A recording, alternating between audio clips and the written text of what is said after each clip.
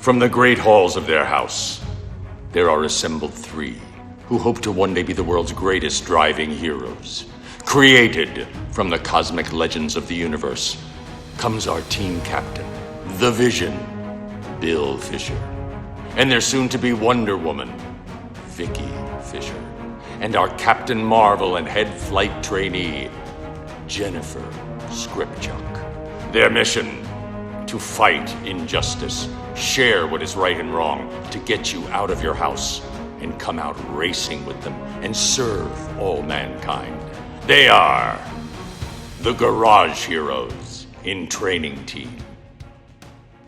Welcome to the Garage Heroes in Training podcast. We're back with another post-race episode, which means we have somebody who raced this weekend, and then there's Vicki. It's Vicki. Actually, you raced this weekend too. I did a little bit racing. Well, I did training this weekend. Well, it's fine. We might get there too. But reporting live, since he can't talk when he's dead, Nick Barbato. Nick Barbato, you went to Road Atlanta a little bit ago with our buddies at Gridlife. I did. There was a lot of struggles, but still a fantastic experience. My first time there, loved driving it, and lots to talk about for sure. This should be a good one. Did I undersell the entry to Road Atlanta when you pull through that gate? Bill, you did not undersell it at all. Man, I'm not gonna lie. I have never been. I'll just admit it. It was a little intimidating. That's probably the first time I've ever been like legitimately a little bit intimidated. Intimidated to tow. It's like, wow. What is this? And then I gotta race the other way. This is lunacy. Why am I here? Bill, I was like, that's the racetrack? Uh-huh. That's a hill, and holy smokes, yeah. I had this picture because I had driven. I think I drove it straight, like from near Scranton down the road Atlanta. I think I did it in a straight shot. So I was kind of loopy at the end. So all I could think about going down the hill was like Wile E. Coyote, after he holds up the sign because the roadrunner just knocked him off the cliff, and I'm just going, This is ridiculous. How you're just in free fall, man. I was thinking, man, that hill would be like hard to walk down. Yeah. Do you want to do a track walk? Yeah. You want to do it backwards? Hell no. I ain't going up that hill. Yeah. Man. Wow. Yep. A lot of, all right. I mean, that has to be over 100 feet or close to it, right? I mean, it's way over that. Yeah. Which is this going to the track or is this on the track? The track itself. I think they said it was 12 stories. So a story is like 15 feet. So something like that. Yeah. So that's 180 feet or so. Mm-hmm. Yeah. It is a massive hill. I could not believe it looking at it. I was like, okay, I need to recalibrate here. And then, and then like the first time you drive it, right? I mean, thank goodness I did the sim laps. For anyone listening, my goodness, do not drive this track without doing at least a couple sim laps, even just to get your car pointed in the right direction. Yeah, because there was a couple times. Yeah, well, it's like, what makes it worse is there's a little hill going up before the crest you go down. So it's like you don't even really have any bearings other than this bridge, and there's a couple markers on the bridge. So it's like if your car isn't like pointing in the right direction and you go over this crest, it's like you need to take evasive action. Surprise! Yeah. Wow. Can you imagine doing that hill when they used to not have 10A, 10B and it was just straight? Get out of here. Oh my God. So it's a braking zone. If you miss your braking point, you're just flying off a cliff. Wow. Old school tracks. Gotta love them. That, of course. Yeah. Are we talking about that last turn before you hit the straightaway? Yeah. The whole blind. Yeah. You got to figure that out. Oh, that's crazy. Yeah. It's like when you're going skiing that first time and you're on a new trail and you're like, I could bomb down this trail or I could be smart. Now, there were days in Bill's life where Bill wasn't that smart. But it's like with age comes a cage kind of thing, Yeah. And Road Atlanta's no joke. So before we get to your results, we prepped you a couple times about Road Atlanta.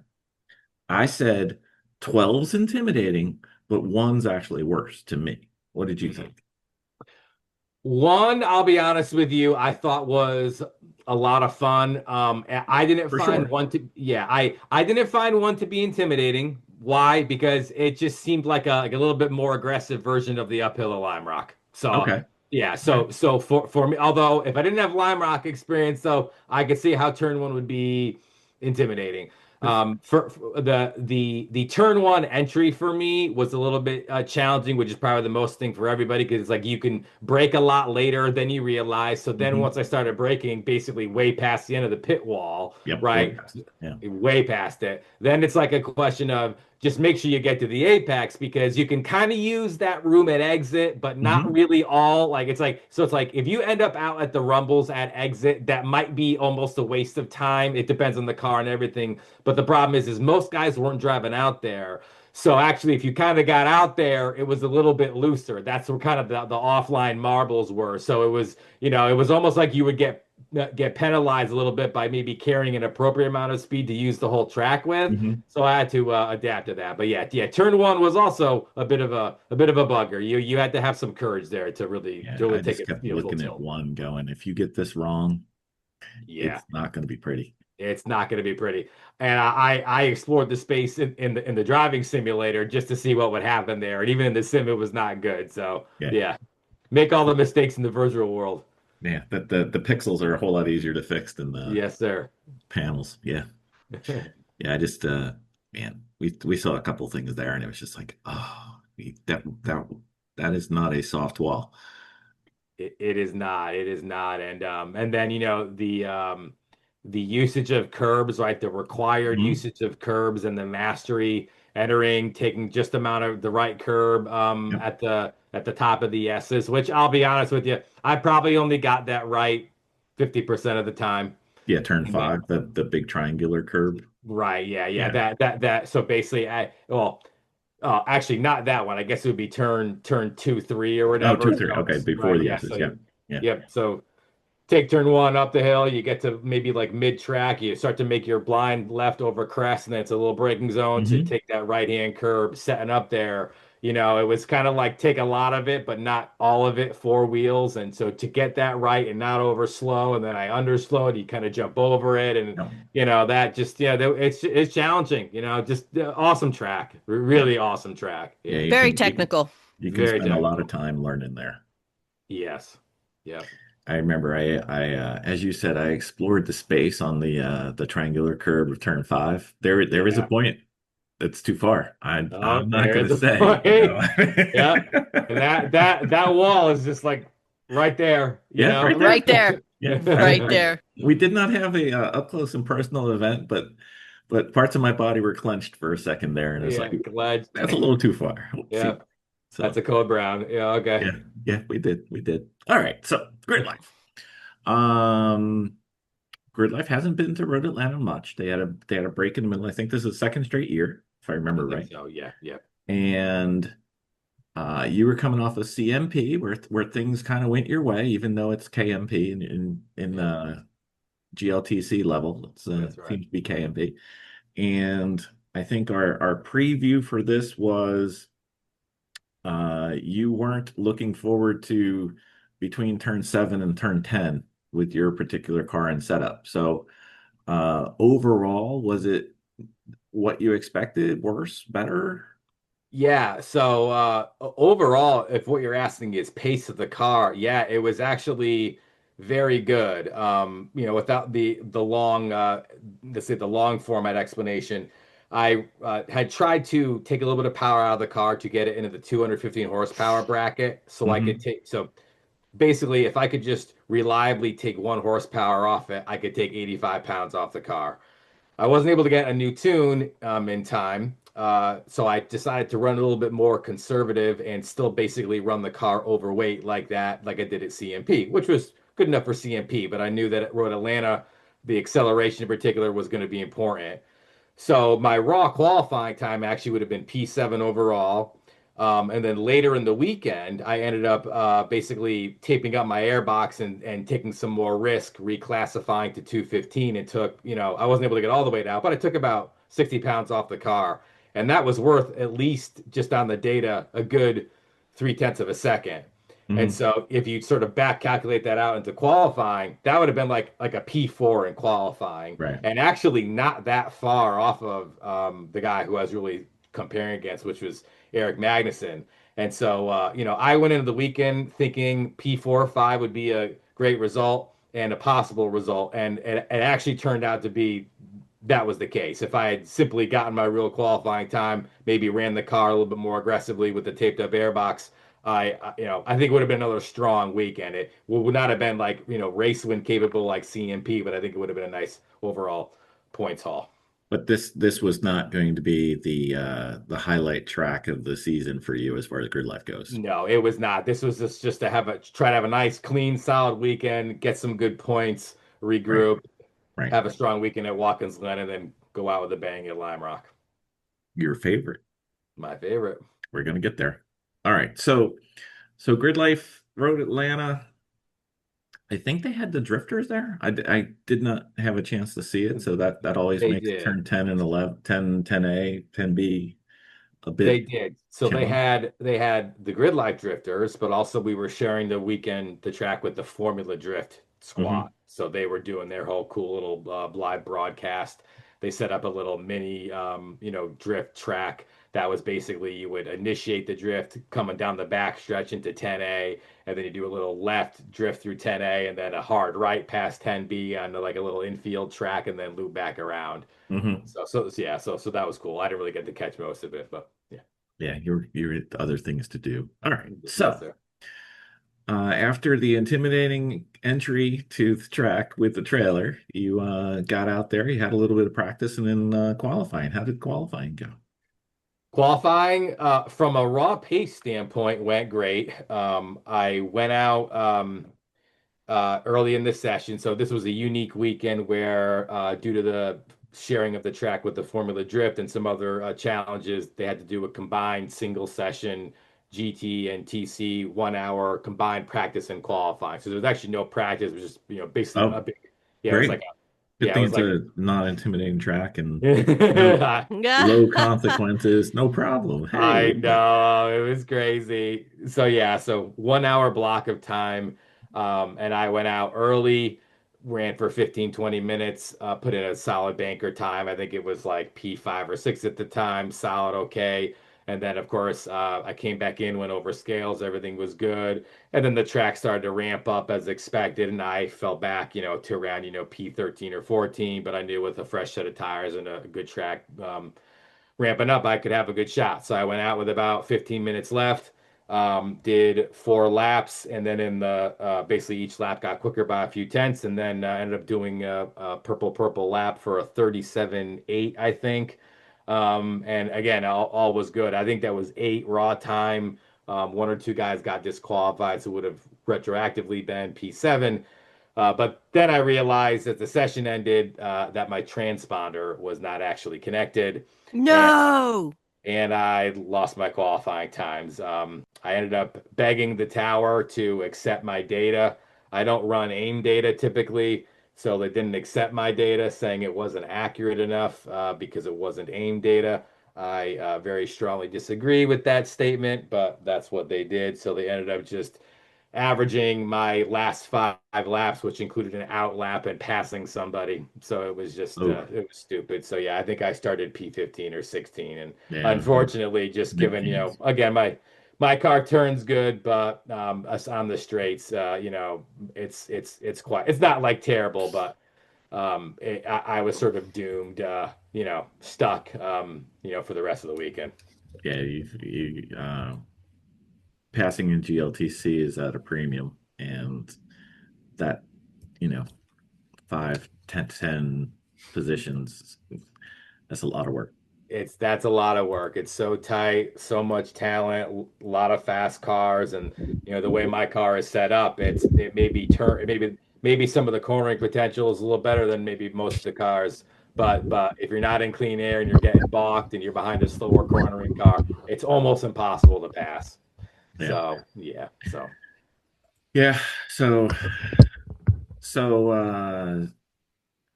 I'm an engineer, you're an engineer. How do we troubleshoot this transponder issue? Do we have a light? Do we have something? Yeah. So, well, the primary corrective action is just to have a crewman there. to make sure that you're getting times during practice and qualifying. Normally, right, on a normal weekend, you run your first session in the morning, and one of the checks is, are you getting times, right? So if we even just had a practice session, I would have known that my transponder wasn't plugged in. I also, prep, it's worth stating, not that there's any excuses, but I basically drove 17 hours towed by myself, including a 4-hour rainstorm, like torrential downpour. I got in at 2 o'clock in the morning and then woke up at like 6. I basically was running on like 4 hours of sleep, Oh, yeah. if that. Yeah. And I even had the transponder right there. I brought it from my hotel. I charged it up and was right there. I did all my other checks in the morning, and I just literally it was like right there on my little easy up table. Just should have put it in. So the corrective action is crew member, but Yeah. really long term corrective action is I just need to hardwire it. So Yeah. it's What gonna we get have hardwired. is because there's always the things that you can't do ahead of time. You have to do them morning of. Yes. We have a laminated card with like a little checklist and then a Mhm. few empty lines where you can write in with Sharpie, just Mhm. the weirdness of the weekend, whatever. And that's worked well with us because we put it underneath the windshield wiper. So you can't drive away. That's a great You're going to idea. see it. So I don't know if that would help, but that it's tough when you're sleep deprived. Yeah, it's just one of those things. And so, yeah, I actually already have a great guy.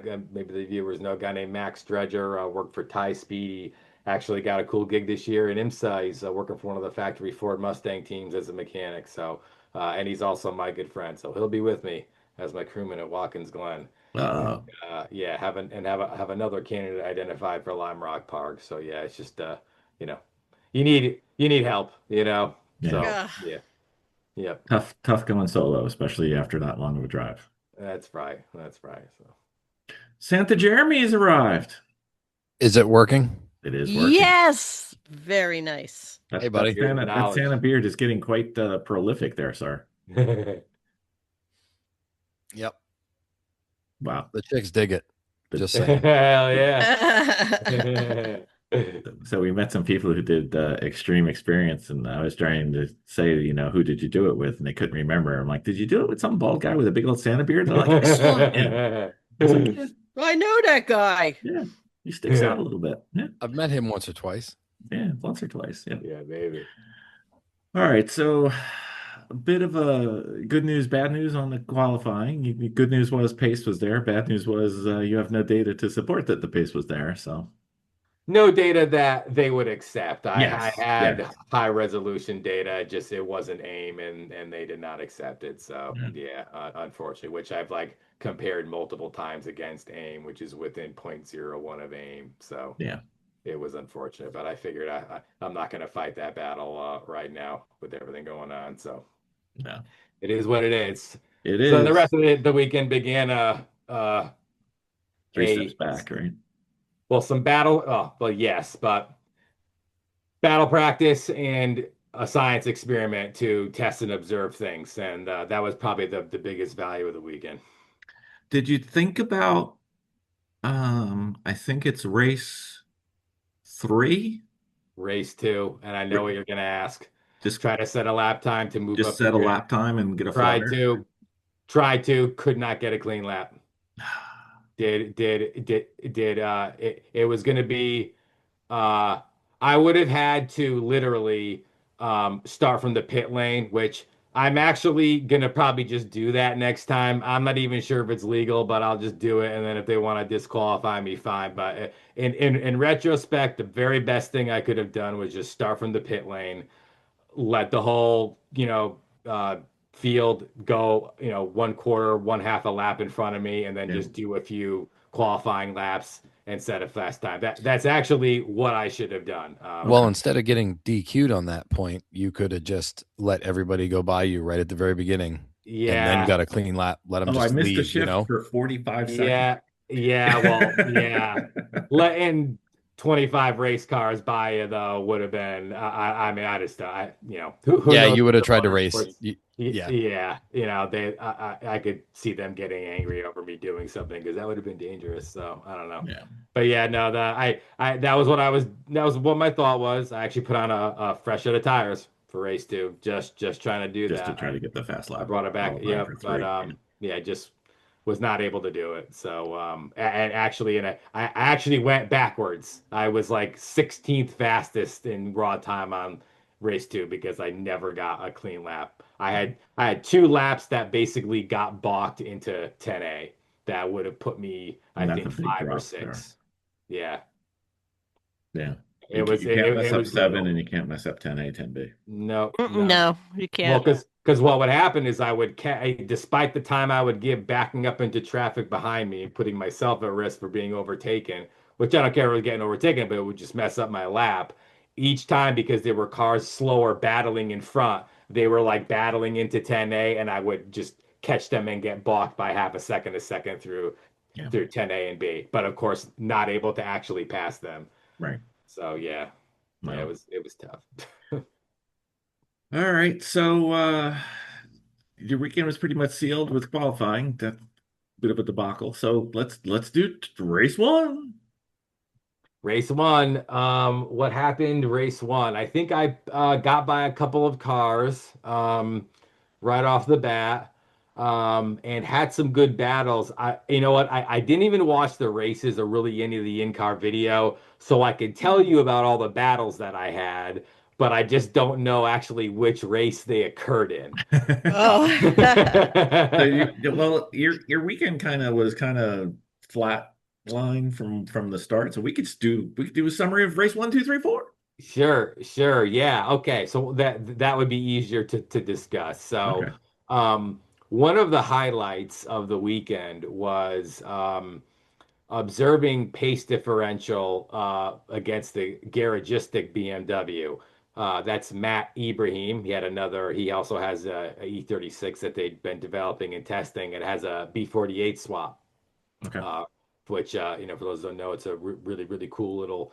I think it's a 2 liter maybe, uh, turbocharged engine, and they made it to a 6 or 7 speed box. I'm not sure. Super cool car. Well developed. And he was running a full tilt Zebulon front splitter, and I don't run a splitter. And we were able to compare times when he wasn't running a splitter, and I was a little bit quicker, in particular, like in qualifying raw speed. But he put that real nice Zeb splitter on for race 2 or 3, wherever we tangled with each other.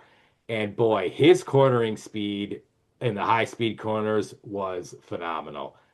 Yeah, and of course, I'm no stranger to running these types of aerodynamic devices over the past 10, 15 years, but I was not expecting actually how much of a difference it would really make on track just based on the prior testing I've done. But for example, at the bottom of, or I guess at the end of the S's, let's say, right, so you make that little, it's like a little braking zone, high speed left over crest, the wall is to the right. We were just talking about that corner.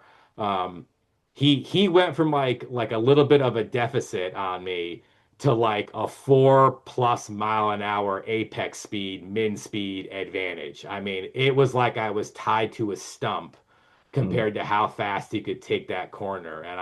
So I was like, wow, okay, because at CMP, right, just as an example, I think I had the perfect setup. Maybe not perfect, but my Close natural to power optimal. band, my no splitter, lightweight. I have a really good tire to weight ratio. There was only one corner I was lacking in, that high speed corner in the back before the kink. But here there was like 3 solid high speed corners where that front aero was working, and it Mhm. kind of got me thinking. I really need to run a splitter at Watkins Glen. Of course, I'll be running a splitter at Lime Rock, but I thought, man, if this is going to make this much of a pace delta, I need to make that happen. So yeah, Yeah. lesson learned on the front splitter. Yeah. Because if you're, even if it's like 1 mile an hour difference coming out of 7, it's got to be like 6, maybe more at the end. Yeah, I mean it was like I was holding them up like an out of class car. I would gap him through like a couple of corners, but right there in the back, man, it was like he was coming like a train. So yeah, it was just very interesting from a scientific perspective to see literally the same chassis on almost the same tires, similar configuration, and he was running a bit heavier than me, just to see how much the aero was working in that corner. Just Right. yeah, cool experiment to observe. Yeah. Yep. And cheap. You didn't have to buy one to try it. Didn't have to buy one to try it. I had another great battle with Justin Wingfield. So he is a local guy and really good driver. Local Atlanta. What's that? Yes, exactly. Okay. Yep. But he had run at CMP and his setup very similar to my E36. I think he might run a different engine and has it a little bit flat tuned, so he runs a bit heavier, but he has the power. And so CMP and he actually runs a front splitter. At CMP, he was off the pace, 2.5, plus seconds. But here he was quite strong. I mean, he has, however many hundreds, if not 1,000 laps around Road Atlanta and a setup tweaked around there. And he, I was like a little bit faster than him, but he was driving awesome. And we kind of ran into each other in a race, and he was doing great. I was really not able to get by to really pull much of a gap. I would pull gaps in certain sections. He would come back. So really great job by Mr. Wingfield. So how was your similarly configured nemesis? How was you versus Eric Magnuson? Yeah. Oh, I don't know about similarly, LS power front splitter. It looks the same from the outside. Yeah. Yeah. They're both BMWs. So yeah. Exactly. Yeah, it's the same. They're both BMWs. There's more to it. So neither one of you used turn signals on the track, so that V8 power was quite something on that track, being a big track like that. Well, so here's some interesting observations. So just for those listening, right? So my car is a 180,000 mile stock S52 engine, has some mild upgrades for durability on the valve train side. That's it. 5-speed ZF gearbox, mechanical throttle body, stock engine management. Eric Madison's car, and so I run that car in roughly 215 horsepower, 2,800 pounds. Eric Madison has an E46 M3. LS3 flat tune V8. The thing makes 230 horsepower for like 4,500 RPM. And so, but he runs it, he has to run it much heavier and runs it on a 275. So I think his race weight is 32 or 3,300 pounds. Is that that big a difference? Wow. Yes, it is. Yeah, because he has to take a full flat tune modifier in the 230 horsepower bracket. So the flat tune penalty is much more severe running between 215 and 230 horsepower and compared to running under 215, which is why I was trying to get to under 215 so I could take a lot of weight off the car. See what I'm saying? Yeah. So but he gets to run a big 275 wide tire on an 11-inch wheel. So he has a real 230 horsepower all the time. I make 215 horsepower for about 200 RPM, and it falls down to maybe like 203 by red line, and it's like under 195, and another 1,000 RPM in the other direction. So my average horsepower is probably 206, 207. So you're talking about a real almost 25 horsepower difference, right? Right. So anyway, plus all that torque of that V8, plus all that torque, yeah. So that he has monster runs off the corner, and he was one of the fastest cars on the straight. But guess who was the fastest car accelerating everywhere on the straight? Huh. I think that car needs to be looked at because none of that made sense whatsoever. Well, so for those that don't know, like you. Yeah, it was the hybrid racing Civic with a K24 swap 6P had the fastest trap and was accelerating faster than Eric Magnuson at any speed, including any speed, any part of the corner. His slipstream. Yep, everywhere. Yeah, I think there's something modified in that ECM where you touch a little button and it goes, oh nope, now we're back to the correct horsepower. To be honest with you, that's just my observation. Who knows? I mean, so there's some things that do matter, right? Which is that car cuts a very small hole through the air, right? So let's just assume it's all good, right? Then it's probably half of the frontal area of the E46, right? So, Oh yeah. So it's probably not quite Corvette coefficient of drag, but probably close, right? And a 6-speed gearbox that because he doesn't take a full flat modifier, does Eric Catil, to my understanding. It's only like 208 horsepower, but with the 6-speed transmission, close ratio, he's probably operating at 204 to 208 all the time, and he has a gearbox. I think it's custom ratios where, it's built just for GLTC. So I think coefficient of drag, 6-speed. I'm sure they're doing some fancy things with that engine in terms of tuning and stuff, hey, but yeah, that hybrid Civic was moving out on the straights. Any thought on you changing to a 6-speed? That actually is something I wanted to do before the end of the season. And so I have some goals and things I'd like to do this year versus next year. And if I stick around next year, one of the non-negotiables is to go to a custom built close ratio 6-speed. I actually looked into it this year and I kind of ran out of time and budget because this is going to cost some money. You can build a custom 6-speed out of the E46 6-speed boxes, but those are like 150-pound, almost, they're like 80 pounds heavier than my ZF transmission. Probably the more preferred option would be a custom built ZF transmission to turn my gearbox into having 4 usable gears instead of just 3. So right now it's third, fourth, and fifth. So I run the stock ZF tranny, all OEM. But if I got a custom built box and basically turn second gear into like a third gear, but then have 3, 4, and 5 scaled up appropriately, so I have shorter accelerating gears up through fifth, and then 6 is sort of like a 127 mile an hour and above gear. Right. That would be a big deal. That would definitely buy me significant pace depending on the track, etc. Especially Road Atlanta. Yeah. Running a natural power band.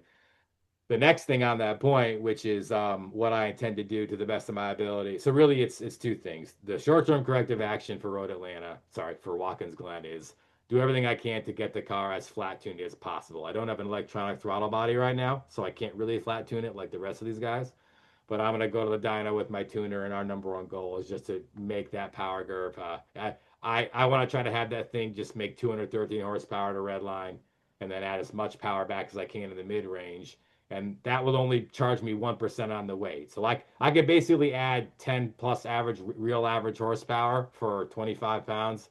That will definitely be worth it. So that's job That'd number be huge. 1. That will be at Watkins Glen. That will be huge. That will be like I'll probably be fighting on legit pace with Magnussen and Catil for an overall podium, given how much rewards weight they're going to be carrying now. Yeah. Right. And then for next year, I am already looking into custom engine management. So there's like MS3 Pro, there's Link ECU, and I'm going to retrofit an electronic throttle body onto my S52, which has not been done many times before. There's not a lot of literature on it. So I'll kind of be a trailblazer because most guys just upgrade to more modern engines that come with drive-by-wire, but I'm going to keep the old S52 and basically retrofit an E46 electronic pedal to a drive-by-wire throttle body and do a real flat-tuned S52 next year. I probably have all the stuff for you to use to do that. All right. Well, I guess you and I will be in touch. You might be Santa then. Yeah. Nick, do you build all your own cars?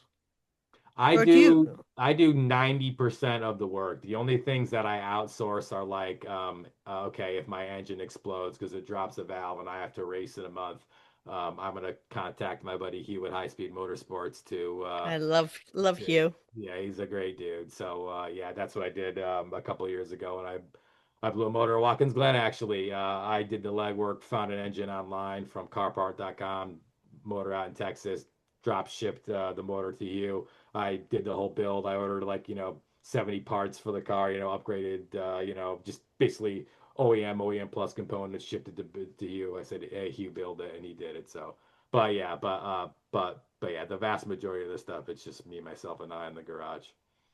So why stay with the S52 for next year? That would just be a convenience and budget thing. Okay. Yeah. It's not a performance. It's not for a performance, no. Ideally, it would be M54 B30.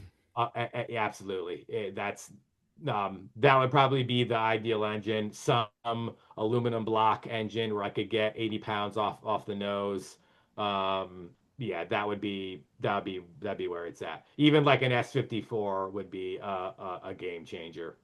Yeah, if not LS. I think we may have one of those kicking around too that might need to be rebuilt too. Oh my gosh, yeah, okay, yeah. We'll be in touch. I'll be honest with you. I actually think that if I just had a close ratio 6-speed and a flat tune car, the setup is so good right now that I could probably compete for wins most anywhere. I mean, it's not going to be as fast as the hybrid racing Civic, but it could probably be like best of the rest at this point, I think, in terms of what's possible.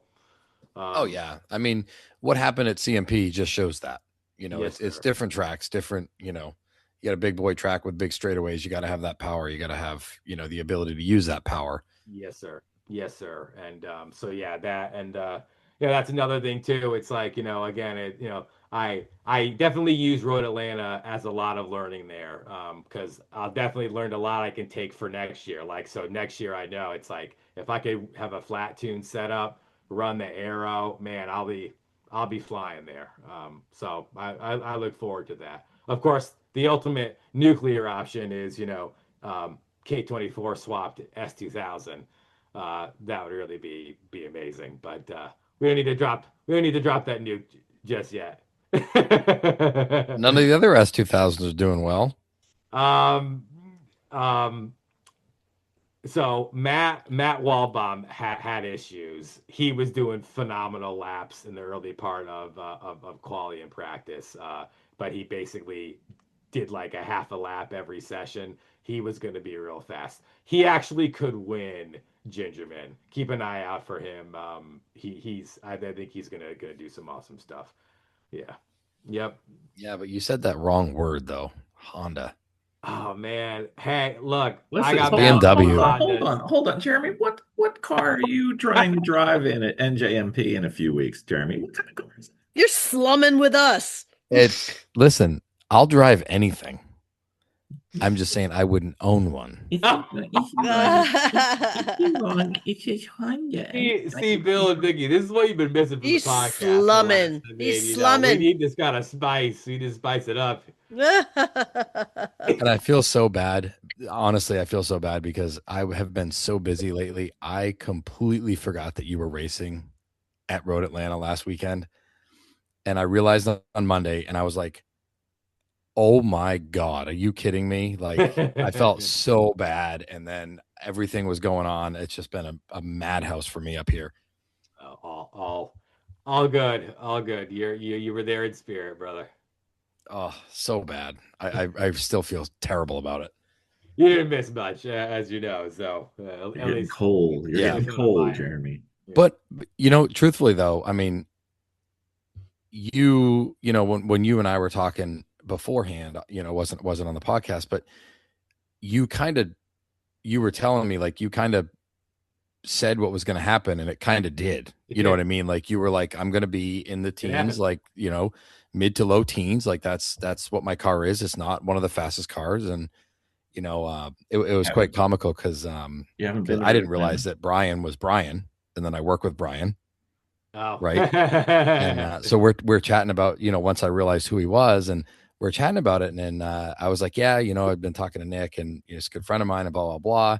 And I was like, his car is going to be, 12th to 15th fastest at Road Atlanta. And he's like, there's no way you can know that. And I'm like, listen, that's what he said it's going to be. And that if he says that's what it is, that's what it's going to be. And here you are, you were right. I mean, you kind of called it and knew what was going to happen before you got there. I mean, obviously we want a better outcome, but I mean, you kind of knew that was kind of the thing, Yeah, well, yeah, like in the early part of the podcast. So yeah, the car did end up having pace for 5 or 6 in retrospect after I went a little bit more aggressive with the airbox. But yeah, just in terms of like battle pace, yeah, I mean that's what it was.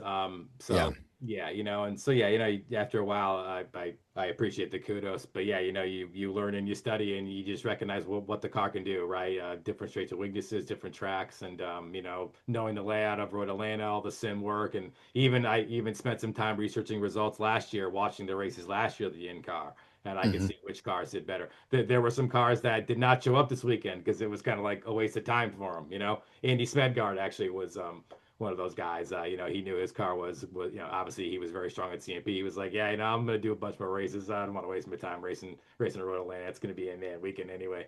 So yeah. But I mean, it's Road Atlanta. If he's been there once, sure, but he knows. Yeah. You got to kind of pick and choose your battles with right. the tool that you have. Exactly. So, future Nick, what's coming up for the season? Watkins Glen. So Watkins Glen, if I can get a flat power band like I mentioned, we're gonna put the splitter on. It's gonna be good. Catil's gonna be carrying 5% at least by then, because remember he won all 4 races at Road Atlanta, so that's 4%. That's 100 pounds.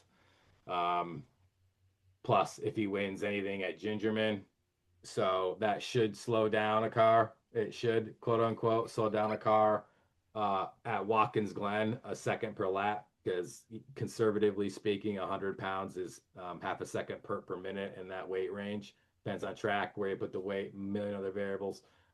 So, and I think I could buy myself a half a second at least adding that kind of power there, plus adding the front splitter, which basically compared to my pace at Road Atlanta, I still had 45 pounds that I couldn't even take off because my car was fuel starving. Right. So I'm basically going to be able to add 10 average horsepower and a splitter for free. Now, quick question about fuel starving. Do you have the kit in there? I have a dual the dual pump kit. And so it was still starving? Actually, that's a great question, Jeremy. I had never experienced fuel starve at that high of fuel before. Normally I can run the car down to under 1/4 tank without a problem. Even at Lime Rock with the 2 right-handers, that's where it will starve. But you want to know where it started starving big time? Turn 1. That massive, sustained, high-speed, aero-loaded up sweeper. Up the hill. I would start getting mad fuel starve up the hill. And actually, it wouldn't even hit until I was entering the S's. Right. Yep. And because it takes that delay. It takes that time because you got the fuel and the lines and everything else. Right, because at Lime Rock, you're in the corner half as long. They're high-speed corners with aero loads, but it gives some time for the fuel to come back and get picked back up again. I also was getting fuel starve. What's it? 7 and 8, right? Like that like medium speed right-hander into the low speed right-hander before you begin the hill. 6, 7. Yeah, and even that, because it's a cambered corner, so a little bit more load, even though there was less aero load but more mechanical grip load. Right. Even that was enough to get me to starve a little bit at just actually a little over 1/3 of a tank. Wow. So yeah. Yep. Okay. Wow. Yep. With dual pickups. Yeah, that's crazy. It is crazy. Never experienced that before in my life. No, that must be something with that track, and obviously, the things you just described. Yes, sir. Because I like in mine with the dual tank, the dual pumps, the starvation kit as they call it, right? Yeah. Even at pit race, all those high speed, high G corners and flying around there, and like I had my fuel light on, and I still did 3 laps. Wow, awesome. Wow. Right, and that's why I ask, because those kits are usually like phenomenal. So it is definitely that track. Yeah. Now, one thing I do need to do, which because I never looked at it, but so actually those dual pumps were installed by the previous owner a long time ago. Actually, the owner before the guy I bought the car from, and but I'm not sure if it has those little almost like baffles, like the little cups. Yes. And I think that will be something I'll need to do. I think that will make a big difference. Take a look at that. Pull it out. Order some new fuel pump rings. Yep. Pull them out and just kind of take a look at them and see what's going on in there, because that might be it. The older kits, I don't know if they came with that extra baffle on the bottom. Yes. Yeah. So that's another note, my list of things to do. Yep. Great observation. Yep. So what else? Yeah, and the front splitter. I have a really cool 1/2 inch pressure treated wood splitter that I ran in ST4. Got it out of storage, really nice. I'm gonna finish resurfacing, prepping, painting that, and that's gonna go on the car with some new mounts and stuff. I'm gonna go even a little bit more aggressive on the ride height. Actually, I'm gonna raise up my ride height a little bit to get the roll center a little better, because I have some really sturdy, basically mounts that will drop the splitter even more aggressively. Oh, nice. So that'll be a nice change. And yeah, I got a couple of titanium skid pucks. Yeah, we're gonna run it really aggressive. Cool. Yeah, got some flares that are gonna go on the car. That's gonna look cool. Carbon fiber hoods going on. I was just gonna ask about that. Yep, carbon fiber hood. Uh, Polycarbonate rear glass. Yep. So yeah, we're gonna get a whole bunch more weight out of the car. Hopefully, I can add a little bit of ballast in the passenger footwell area.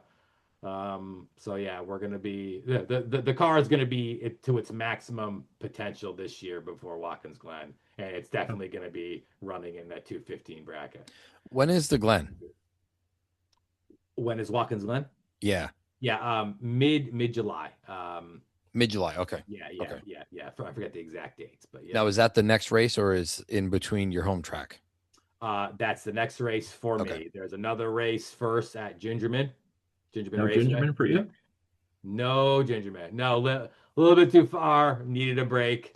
Happy to have this break. Definitely enjoying the break. I think your car would be good at Gingerman, though.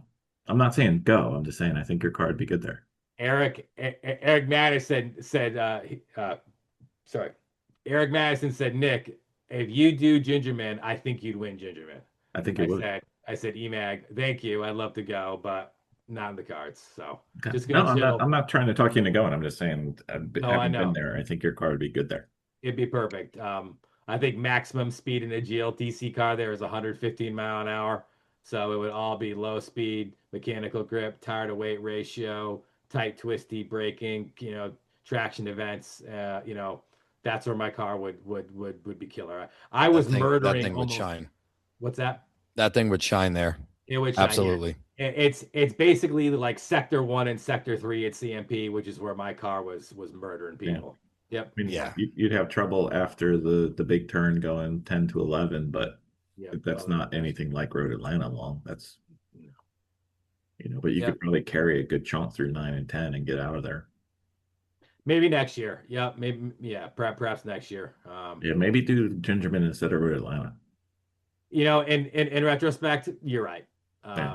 That 100% is the right call. See, this is why I need advisors and crew to help me out with strategies. Listen, we're here to make bad decisions for you, Nick. You don't have to listen to them. You can just you think. But I mean, you had never been to Road Atlanta, so I see the hey, I want to go there. Like that's it's worth going. I mean, 100%. I mean, this year, why not try it? See what happens, and then make your decisions. Look at the game plan for next year. At the end of this season, take everything into account, and hey, this is going to be our game plan for next year because this is where we're going to be strong. This is what we're going to, Absolutely right. Absolutely right. Actually, I began thinking that I almost viewed it like, it's funny because, for how much into road racing and driving you guys all know, it's like I still watch NHRA Top Fuel drag racing. I love watching that stuff. And, one of the big differentiators for them, all the success is track knowledge. And I began, this weekend, I began thinking about, man, like, imagine if I had some experience here, how I could have approached things differently from everything. That knowledge is your splitter, right?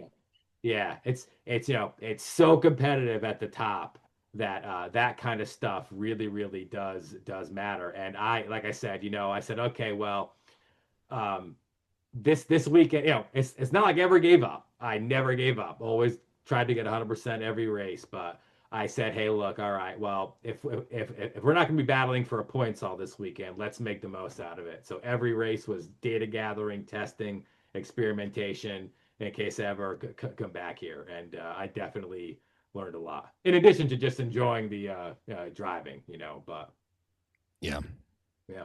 I forgot that you liked NHRA. I got a couple of pistons and connecting rods for you from Antron Brown's car.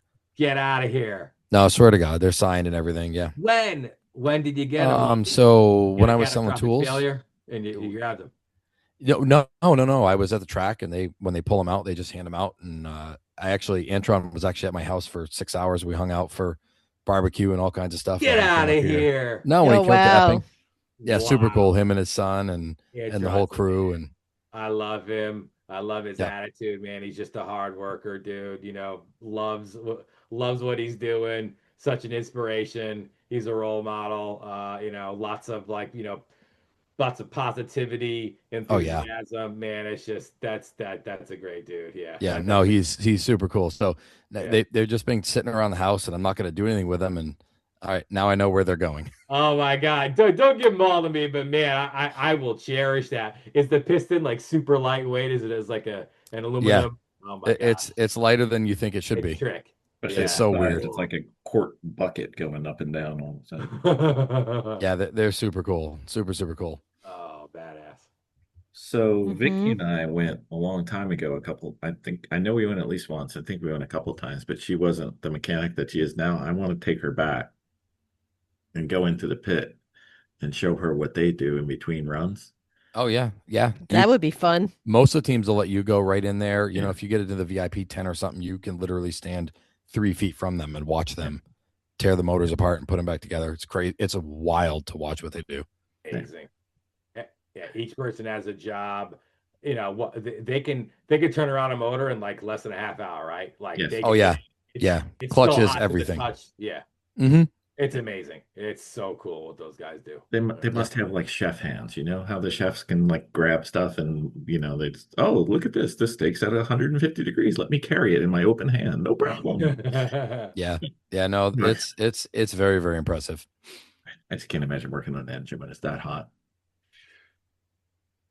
Yeah, and the crazy thing is so many single-use components. Yep. Like I think the crankshaft bends out of spec, after a pull. I mean, it's just, everything.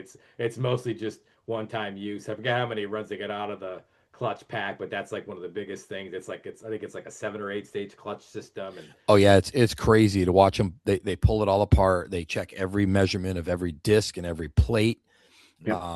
But I mean, they reuse them a lot, but it's amazing that how many times they can run that clutch pack without replacing it. That's pretty wild. Its lifetime is measured in seconds. It's not. Yes. No, you're 100% right. It is literally seconds. It's like a 4-second, 5-second lap, and they run 10 laps. It's like, oh we got a lot of money out of this one. We went 10 drop. That's 40 seconds. Yeah. Well, they even, I mean, and just to give you an example of how I find it so impressive, like in the knowledge, right, even of the track. I mean, so they, to my understanding, correct me if I'm wrong, but so they have a base setup that they will plug into the car based on track conditions and their knowledge and the tire and, and the density altitude of the track at the time. So there's like this base map that they have programmed in, but then they will be ready to make fine-tune adjustments literally up to within 10 seconds of the final run. And then the final tuner will make any final adjustments in a programmable box right on the car just before they take the staging beams. Yeah, if they need to, yeah. And that's all knowledge. They developed, to my understanding, a box. It almost looks like you remember the old Ghostbusters movies where they would toss the little contraption. It almost looks like a jack. And are you asking this group if we were I know, you guys are the experts, I'm sure. Well, it's so cool because they have this little box. It looks like a little Ghostbuster box, and it was engineered to very accurately measure the coefficient of friction of the surface. And so they're taking these friction measurements multiple times a day, and all the tuning is based on that. So they're just doing all that stuff. It's just so cool. The level temperature changes, everything. Temperature 5 degrees difference here or there. Like it all makes a difference. Yep, exactly. Even they're even doing things like a new thing this year. I apologize for the rant, but they have these like the podcast deflectors. We wonder. Yeah, well, they have these like wind deflectors forward of the rear wheels, and in some tracks you want to run them because it's like a little bit more downforce, but a little more drag, and other tracks where you don't need the downforce, you pull them off and they have a little more top speed. And anyway, it's pretty impressive, to see the things that have to be done for a 3-second run. That's right. That's right. Well, even so, just to bring this back to like GLTC, one thing I did was trim my wing for Road Atlanta. I took like 2.5 degrees angle of attack out of it, and that helped. Even like I was able to basically look at my acceleration traces and sort of infer a little bit of things, and that was a nice balance improvement in the high speed, even though I still was getting a little bit of high speed understeer, so I could actually take some more wing out. But having the wing trimmed was definitely a net improvement for a long track like Road Atlanta. So I'll be carrying forward that setup into Watkins Glen. Nice. And then after the Glen, you have Lime Rock Park, baby. Lime Rock Park. Lime Rock. Nick's home track. Man. I got some test sessions and some things planned for before. Yeah, we're just. I've seen some videos that you run at Lime Rock Park. It's Yeah. I never posted my 57.0 on 200 treadwear tires. That is just absurd. Yeah, and a lot heavier than it is now. So, and with not as much aero and a whole bunch of other things. So yeah. Does Extreme do Lime Rock, Jeremy? No, it's too expensive and too brutal. I mean, it's not even that. It's the fact it's so hard in Connecticut where you can't do anything on Sundays. Yeah, that's true. Like that's the thing, so when we go to Thompson's been very good. And we still don't run Sunday. Yep. Does Lime Rock run Sunday at all? No. I don't think they're allowed. No, it's, I don't know if Lime Rock Park is, but Thompson can run Sunday from 12 to 5, and that's it. That's the only thing Thompson can do on Sundays. There is no driving on Sunday at Lime Rock Park. At Lime Rock, yeah. Okay. Yeah. Ever. It's still open. You can do car shows, right? So after Lime Rock, there's like a Sunday concourse, cool little car show thing, but yeah, there's no racing on the track. No. Yep. Well, our plan is to be at Lime Rock. We're 50-50 on Watkins because it's kind of. When is Lime Rock? August, I think 15th, 16th, 17th, something like that. Yeah. Let me I can double check the dates here. You're killing me with these dates. Well, Jeremy, you're busy every weekend, so what does it matter? No, I'm not. I am, but not really. I am. That's Rory's birthday weekend. Maybe I can convince him into going down there. The cars are cool. Gridlife is a whole different. I know. It's way different than Lemons. Than Lemons or NASA. Yep. And that is close. I'm gonna look at my calendar. He looks at his calendar, but he doesn't do anything about it. It's fine, because he's not going to do baseball coaching this year because he doesn't have to. Where were you tonight, Jeremy? Yeah. Where? Yeah. Where? Baseball. Where Yeah. Oh, okay. I've been umpiring baseball games and coaching. Oh. That's where that beard's coming from. That's an umpire beard right there. Yeah. It's I mean, I love it, and Bill and I have this problem with the word no, and that problem is we just can't say it to people, right? So when I am home, I am just slammed busy. It's crazy. Tony Robbins, you just never stop. He's a just say yes guy, right? Yes to the opportunities. So right. Embrace it. Yeah. I won't be able to do it forever. So there you go. That's right. Very well. Well, Nick, if you need anything at Lime Rock, we will be there. If you need anything mechanical, Vicki will be there. If you need anything like food or part run, I'll be there. Okay. All right. Yeah. Hope to see you guys in the Barbato Speed Factory tent. That's right. We'll be there. We'll be there. Jeremy will be out doing something, but we'll be there. No, I need to be at both of those because neither one of them are very far away. So, well, Nick, plug in your transponder next time. I'm going to. I'm going to. Yeah. And shout out to the guy helping me, my buddy Kelby, he was there, he was even there in the pits, but just did not think to even check timing. So just one of those things, yeah. We've all done A it. whole I bunch of mean, things came together. we've started races and didn't have it, and, missed like 4 or 5 laps, and they're like, "Your car's going around, but you're getting credit for none of this. Would you like to come in?" Right. Yes, we Yeah. would. Oh, whoops. Hey, the transponders are right here. Yeah, I've got 2 of them. Both of Yeah. them are charged. None of them Yep. are in the car, but that's okay. Yep. That's why the Honda's hardwired. Yeah. Exactly. I'm doing that. All right. Yeah, I have one of those MyLapse X2 ones. So Yeah. I'm sure you can hardwire, no problem. Mhm. So I have a question. I've been waiting for this one Okay. because we all know where my heart is. What I raced for so many years, right? Tell me about the Jetta. The Jetta. Have you looked at that? Have you done anything like? Yeah, I talking about the Jetta I raced in Road Atlanta, or are you saying the old GLTC Jetta? Yeah. Tell me about that. That thing is cool. So that's run by Tom Panzarella. Mm-hmm. Really good driver, I have to say. Like, past couple of years running that car was kind of off the pace, but he's got that thing going pretty good now. It looks pretty good. I'm not sure what engine is in it. It's a turbo something. I don't know if it's a 2.0 T or a 1.8 directed. I'm not even sure. Yeah, I should Okay. probably ask. Yeah, but it's a cool car, making good noises, pip popping, banging everywhere. Lifting the inside rear tire. He's got a pretty hardcore sort of like boxy aero package on the thing. Yeah. This white and black paint job. Man, that thing is cool. It's cool to see one of those things out there running because man, it's like if you want, if you were building a car to compete in GLTC, that is not the platform you would run. So to be up there like in the top 15 in that thing, Right. you got to give that man credit for what he's doing with that car. That's 100%.